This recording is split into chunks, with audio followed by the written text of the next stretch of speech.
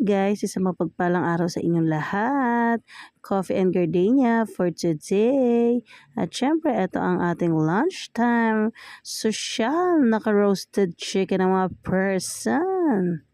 Napakasarap naman talaga niyan with iced tea. Thank you so much, Tita Norilyn. At din si Aling Tisay.